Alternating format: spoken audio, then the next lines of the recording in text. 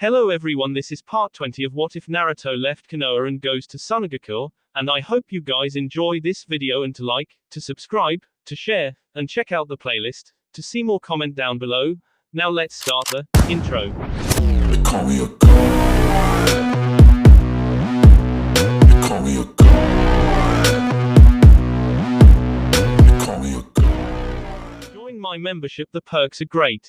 It's in the description. Be sure to like and subscribe, it gives me more motivation. Enjoy. Temari groaned as the light filtered in through the curtains. She threw her arm over her eyes to block out the offending sunbeams, but it was to no avail. She had to admit to herself that sleep was no longer possible. That didn't mean she had to get out of bed though and leave Naruto's warmth. The blonde rolled over to her side and wrapped her arms around Naruto, sighing happily into his back. This is what she had always wanted in a relationship. Total happiness, total comfortability, and most importantly, unconditional love. The only thing she wanted more than this was a family of her own, but that was all in good time. Being that close to someone so warm was making her sleepy again, and it didn't take long for her to yawn and her eyes to begin to droop. Still, she held on, fighting to stay awake. Her thoughts became more and more sporadic the longer she fought off sleep. For some reason, lying there with Naruto like that brought her back to days when she was younger and her mother was still alive. Her mother had been so kind, so caring. She had doted on Temari and then Kankuro when he was born, calling them her two precious little angels. She began to think then of how her mother had changed when she was pregnant with Gaara and turned her thoughts away from the woman. In all reality, she didn't have many loving thoughts of her except for the first 2 years of her life. When they implanted Shukaku into Gaara while he was still in the womb, her whole demeanor had changed. Perhaps the Shukaku had been speaking to her as well. Temari shuddered at the thoughts and squeaked when Naruto suddenly rolled over and latched onto her, pulling her close. She rubbed her cheek against his chest and closed her eyes again. She could envision herself having a life with this man. She could be happy, truly happy. She would be loved and doted on. She would want for nothing. And of course, she'd get the occasional dessert. As her eyes grew too heavy to stay open, she sighed happily and kissed Naruto before drifting off again. What more could a girl want? Naruto had been awake from the time that Temari had wrapped her hands around his waist from behind. He simply didn't want to disturb such a peaceful moment, and when he rolled over and embraced her, it was simply because he had to have her in his arms. Sappy, yes, but such is love. As Temari's breathing became more rhythmic, his thoughts wandered to what had happened while they'd been here. He had denied his heritage, basically spit in the face of a governing body several times, and listened as his former best friend was sentenced to death. There was just one thing bothering him. That 1 month reprieve. He frowned and rubbed his chin on Temari's soft, frizzled hair. She twitched her nose and squeezed him tighter. He smiled down at her and kissed the top of her head. Tender moments like these never lasted in the ninja world. That 1 month reprieve bothered him mightily though. It simply wasn't good business. Sasuke was too dangerous and too valuable to too many people. What if the Sound heard about it? Surely they'd come running, and what would Itachi think? He had to have left Sasuke alive for some reason. Naruto shook his head and lay back against the pillow again, letting Temari lie on top of him. He had never thought it possible to be so comfortable with someone, yet here he lay with someone who loved him. He chuckled into the cool morning air. Love. It had at one time seemed so far away from him. Now he had love in his arms and he didn't intend to ever let go. He looked out the window, the curtains slightly apart so he could see Konoha. He'd never imagined that he would ever see his birthplace in such a light. It wasn't home anymore. Home is where the heart is, and his heart lay with Sunagakure. And most importantly, with Temari. A yawn from below made him look down and into the teal eyes of his blonde goddess. You're thinking too hard again, Naruto. Your face is all scrunched up with concentration. She giggled when he glared at her and leaned up to plant a kiss on his lips. What she had meant to be the first kiss of the day ended up being a marathon of who could hold their breath the longest. Both won, and came up for air at the same time. She sighed happily and watched as he sat up in bed, leaning against the headboard. Her head found its way to his lap and she looked up at him. I don't suppose there's a way we could just stay here forever. He shook his head sadly. Nope, sorry, but I'll tell you what. I'll promise to make every morning like this if I can. How about that? She yawned and stretched her arms over her head, smirking as she pinched his side and made him jump. I think we need to get up. I don't want to, but I'm getting hungry and I don't think Hinata's coming over to cook. So that leaves you. I want an omelette, with bacon on the side. Naruto sighed and stood up, pulling on his pants and searching around for his shirt. Anything else, Your Majesty? Yeah, fresh squeezed orange juice. He frowned and turned to face her while buttoning up his pants. And where am I going to get it? I'm not walking to the market. You can make orange trees, you dummy. Naruto grinned sheepishly and rubbed the back of his head. Oh, yeah, I forgot about that. He strode over to the window and opened it. Temari watched him curiously while she tied her hair back into the ponytails. Naruto stretched his hand out and a gardenia bush grew up the side of the house. He smiled and plucked 4 blooms and commanded it to shrink back again. Temari blushed as he sat down beside her and pushed the stems into her ponytails. He leaned back and observed her for a moment before smiling broadly and pecking her on the cheek before walking out the door. The final detail on the masterpiece, my dear. You've now gone from drop-esque gorgeous to incomparably beautiful. I'll have breakfast ready soon. Temari was bright red by the time he left out of the room. She shook her head quickly to rid herself of the blood rush and stood up, stretching out the kinks. Her back popped and she groaned. That felt delicious. The wind mistress crossed the room and stood in front of the antique mirror, admiring her body. She turned this way and that, observing the small scars that littered her. She would never be unmarred like Naruto, but she knew he appreciated the small blemishes. Everyone had a story. She smirked to herself. That was one thing Naruto would never have with his natural healing ability. She traced one particular one along her thigh. It was the one she'd gotten when she'd began her resistance training with Naruto. The smell of bacon wafted up from the kitchen and she took a whiff, letting out a happy sigh. She needed to get dressed now. She usually wore the black battle kimono, but she wasn't looking to battle anyone today and Naruto was going casual as well with his slacks and button-down shirt. She wanted comfort above all. Naruto watched the omelette with care, making sure not to burn it. He didn't really need a grumpy Temari because he'd burned her breakfast. A clone of his was picking oranges off a tree he'd raised and another was churning them into juice. The soft padding of feet alerted him as Hinata walked into the kitchen. Naruto smiled at her and waved. Good morning, Hinata-chan. Would you like an omelette? The Hyuga heiress smiled and shook her head. No, that's all right. I had a light breakfast before I came over. Oh no, I insist. You must taste his cooking, Hinata-san. Both turned to find Temari standing in the doorway in a blue kimono the color of Naruto's eyes, with trim the color of hers.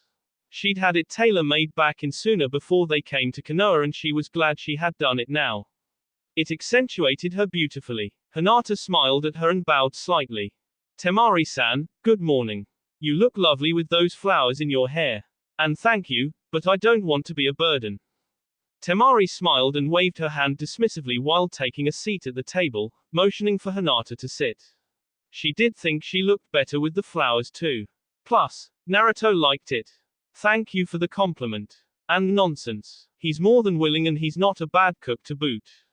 The clones walked in from outside, one carrying a pitcher of juice, the other carrying a bowl of oranges. All done, boss. Anywhere in particular you want this stuff? Naruto shook his head and the clones winked as they sat down their burdens before kissing Temari on her cheeks and dispelling themselves. Hinata covered her mouth with her hand as Temari turned bright red and Naruto chuckled when the memory of what his clones had done popped into his mind. He brought their breakfast over to the table, one in each hand and another balanced on his head. Temari glared at him and stood up, taking the plate off his head. Stop showing off and sit down.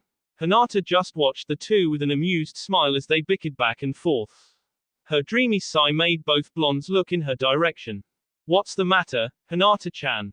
Hinata propped her chin on her hand and looked from one to the other. I wish I had someone like the two of you. Even when you argue it's apparent how you feel for each other. Temari grinned and took another sip of orange juice. He's not all that great. I'd trade him for a candy bar some days. Hinata cut her eyes to Temari and smirked. It was so unlike the girl, yet mischief yields for no one. Is today one of those days? Temari smirked back and latched her arm around Naruto's. Not a chance.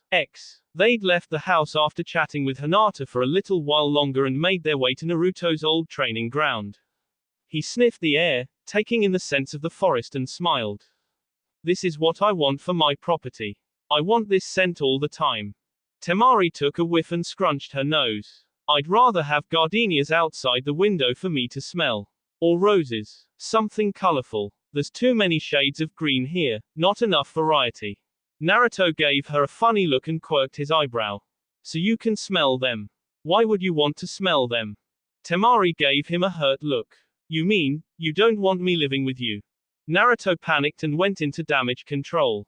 Temari smirked in her mind, but kept up her heartbroken facade. You're entirely too easy to tease, Naruto. But Temari-chan. I just thought. Temari cooked up some crocodile tears quickly and turned her head away. That's the problem. You think too much. It was getting to the point where she almost couldn't hold in her laughter at the lost look on his face. He really was too much sometimes. But you. Temari broke out into giggles and took his face in both hands, giving him a loving smile. You're too much, Naruto. I'm not angry, so stop pouting. I was just messing with you. Naruto closed his eyes and took a deep breath. It was just like Temari to mess with him like that. She seemed to take pleasure from teasing him. His eyes opened slowly and a grin crossed his face that Temari did not like, at all. I hope you didn't pay too much for that kimono, Temari-chan. You're about to find it hard to wear in the future. Her eyes grew wide as he rolled back his sleeves and swiped his hand over his smallest restriction seal. The wind whipped around him and she took a few steps backward, seeing her head to the side. Naruto-kun, we shouldn't do this here. It's not our training ground, and it's much harder to fix a forest instead of sand dunes. He flashed out of view and she shuddered when she felt his breath on her ear. I don't care. Temari knew she would mourn the loss of the expensive kimono later, but right now, she had to defend herself.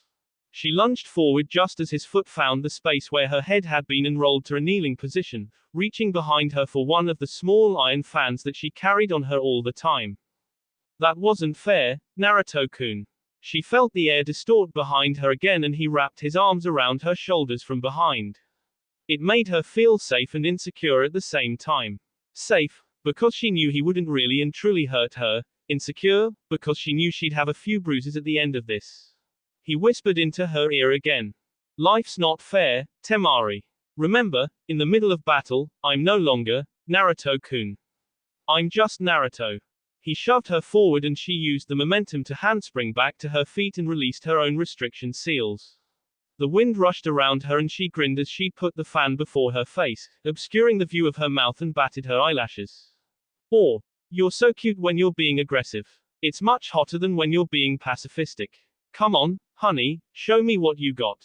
Naruto growled playfully and leapt at her as they began to wind around each other.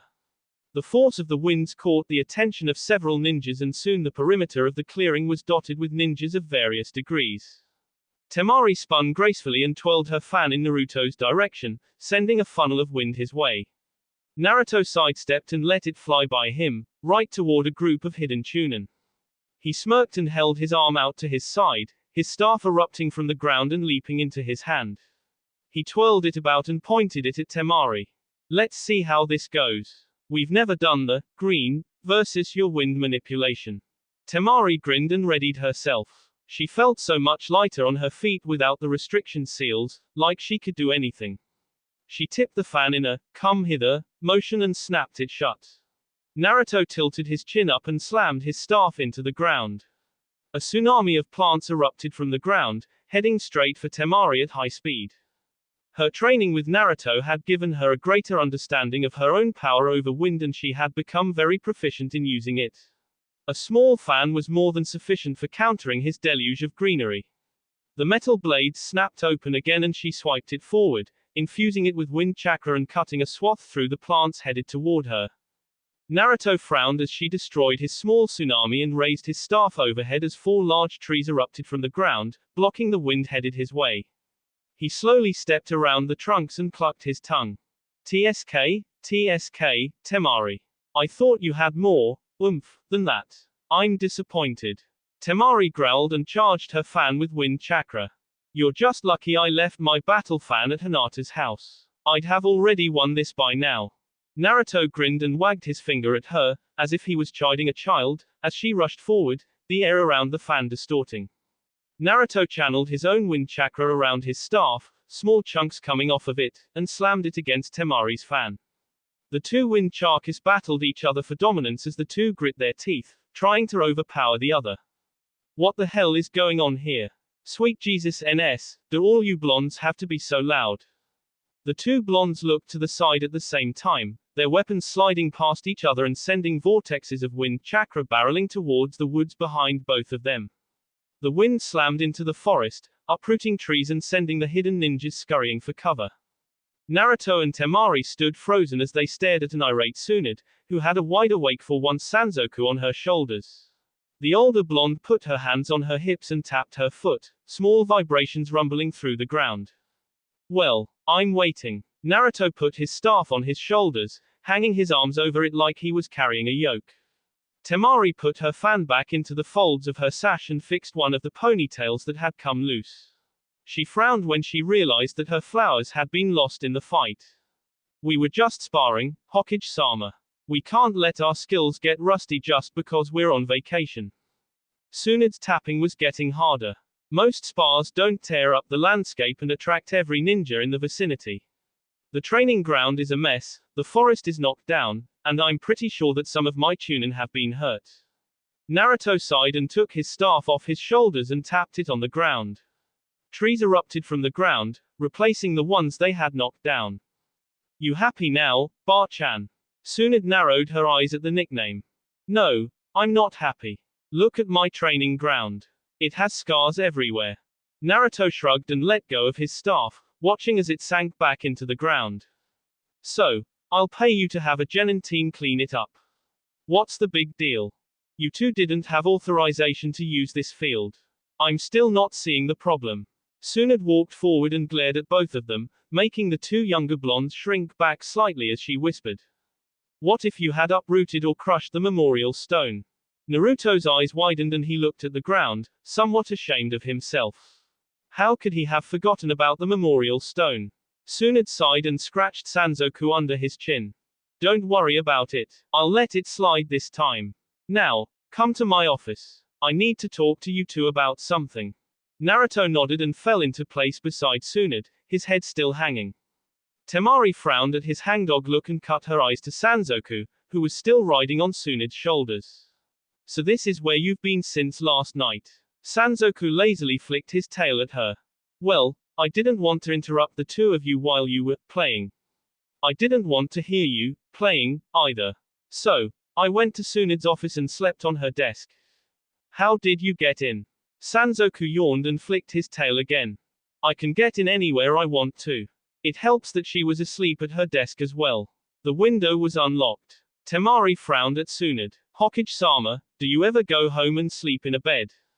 Tsunade snorted. I'm safer at the office. There are perverts abroad and at home. At least I have guards at the office. Oh come on, Haim.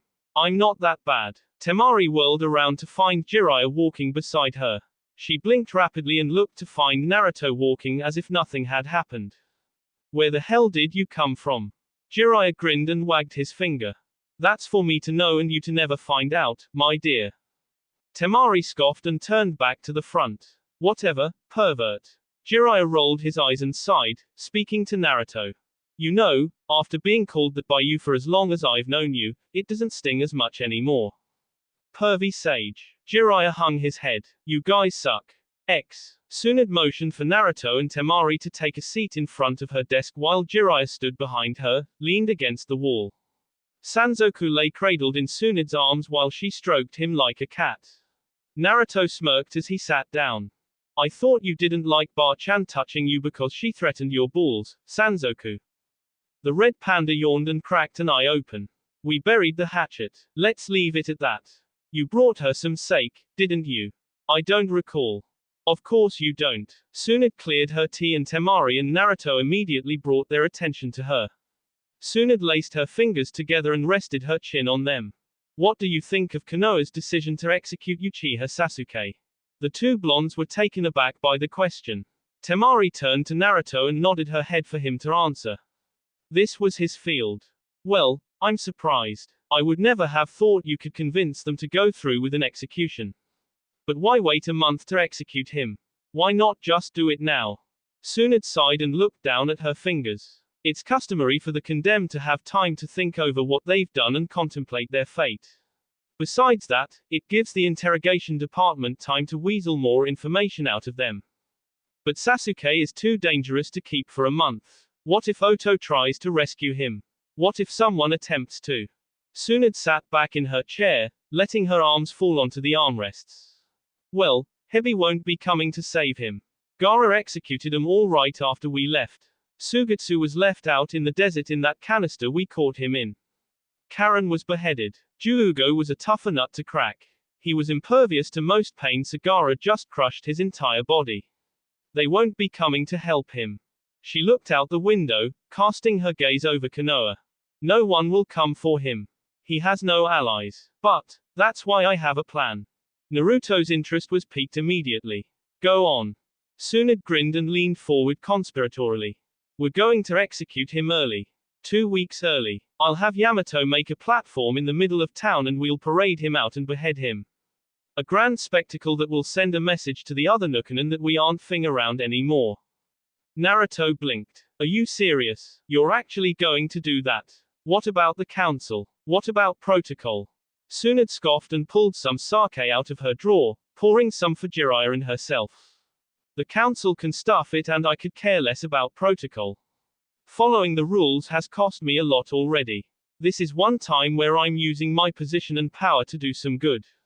I'm going to rid the world of a worthless human being. Uchiha Sasuke will s.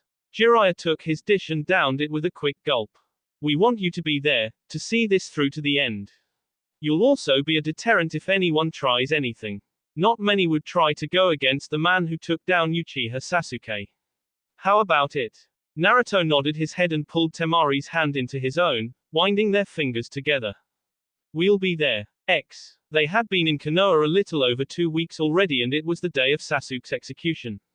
Naruto and Temari both dressed in their regular battle wear, preparing for anything that might come their way. The execution was unscheduled and only a select few knew about it. They were going to leave right after the execution, as soon as Sasuke's head touched the ground. Neither wanted to put up with the aftermath. Hinata hadn't come by that morning, so they had made up the bed and cleaned up after themselves. No reason to be sloppy guests after all. They walked through town towards the appointed spot, in the middle of the market. It was still early, seeing as Tsunade planned to do it around lunchtime. Naruto insisted they stop by Ichiraku's one last time. It was a quiet affair. There wasn't much for Naruto and the Ichirakus to talk about. He merely ate his food in silence, shook Tsuki's hand, gave Ayami a hug, and left with Temari on his arm. He could already see Yamato in the midst of creating the platform, the people milling around him to see what he was doing. Naruto and Temari stepped into the shadows of a nearby shop to avoid early detection and watched as Tsunade showed up with Jiraiya in tow, standing atop the platform with her arms crossed. The crowd was abuzz with what this meant. Then, Sasuke's procession began. Silence fell over the marketplace of Konoha like a curtain dropping over a stage. Sasuke had a bag over his head as he was led to the platform and was helped up the steps. All eyes were on him as he stumbled along, led by Ibiki and Anko. The crowd gathered in close, to hear what was going to be said, Naruto and Temari in the middle to remain inconspicuous. Tsunade cleared her tea and stepped to the edge of the platform. We are here today to witness the execution of one of Konoha's most notorious Nukenin, Uchiha Sasuke. The bag was whipped from his head and the crowd gasped. It was indeed him. Several angry murmurs flew throughout the throng, upset that the Hokage would even insinuate king him. Sasuke tried to speak, but his mouth was gagged. Uchiha Sasuke has been tried and convicted of crimes against Konoha. Betrayal in the highest, attempted of fellow Konoha ninjas, giving secrets to the enemy, the list goes on. He will be executed today by beheading by an Anbu sword. This sentence is irrefutable and cannot be overturned. As Hokage, I sentence him to death. Bring the condemned forward. Sasuke fought the whole way, his heels digging into the wood platform as Ibiki muscled him to the chopping block and threw him down. Anko helped the bear of a man stretch the boy out and held him as an Anbu stepped forward and pulled out his sword. Naruto was watching intently as the Anbu made a show of sharpening the sword while another held a chunk of wood to the side for the other to cut. They were trying to make this as intimidating as possible. Such a bore, is it not, Naruto-kun? Naruto nodded his head and thought about that voice. It seemed so familiar. His eyes popped open wide and he slowly turned his head to find Itachi. What are you doing here? Come to free Sasuke. No, I have not. I will not free him. But my master wishes for Sasuke to come to us. Naruto narrowed his eyes and growled his response. I won't allow you. I'll kill you first. Itachi cut his eyes to Naruto. I'm just here to detain you while the others free Sasuke, nothing more, nothing less. Naruto grit his teeth and readied himself. The others? Then you're all here. Why are you keeping me busy? Itachi turned to fully face him and began to unbutton his cloak. Let's just say I have a vested interest in you at the moment, Naruto-kun, and I want to find something out. The others do not matter for the moment and they have been ordered to retrieve Sasuke with minimal damage. Naruto growled and his staff rose from the ground. Itachi barely quirked his eyebrow. See, that's what I want to know about. A resounding boom and the scream of the crowd let them know that the others had begun. Itachi whipped his cloak off and put his hand on his sword hilt. So, shall we begin? That will be all for this video. Be sure to like, subscribe, share, and comment down below for more videos. Goodbye.